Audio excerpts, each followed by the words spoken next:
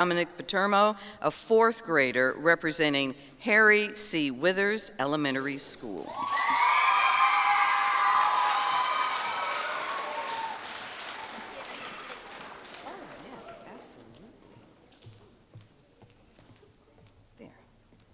Looking good? Yeah. Looking sharp, looking sharp. What would you like to do? What do you think you want to do when you grow up? Be a hockey player. Ooh, what position? Left wing. Which team? Dallas Stars. All right, boom. Call to action. Make positive changes. Dr. Martin Luther King Jr. called all Americans to make positive changes during his famous I Have a Dream speech. Just as he dreamed of fair treatment for all people, then his vision for America in 2020 would be the same. In America, in which all people would be treated with kindness and fairness. John Lennon once said, "A dream you dream alone is only a dream. A dream you share and dream together is reality. Activism begins with a dream you share and dream together in order to make it real." Dr. Martin Luther King Jr. is known as a civil rights activist. Kindness was the main idea in Dr. King's speeches.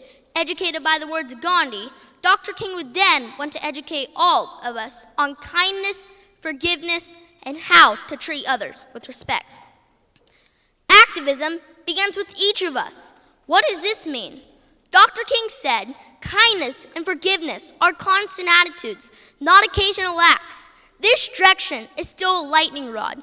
Let us embrace his words and strive to be better humans. What is different today than 1968? Technology, yes. Social injustice, no, it is still here. Dr. Martin Luther King Jr. fought for equality for African Americans and the less fortunate. Today, those same causes are as important to the fabric of our communities. We are only as strong as our weakest links. What would be important to Dr. King in 2020? With a passionate commitment to ensure kindness and fairness for all, Dr. King would focus his vision on family, opportunity, acceptance, health, and to stop social injustice in 2020. Today, Dr. King would want to see us take a stand and fight for these things. What about family in 2020? Dr. King would want to help all families. He wants to see more structure in families since the family unit is the core ingredient in society. His vision would include families with strong parental support and an environment where right and wrong are taught.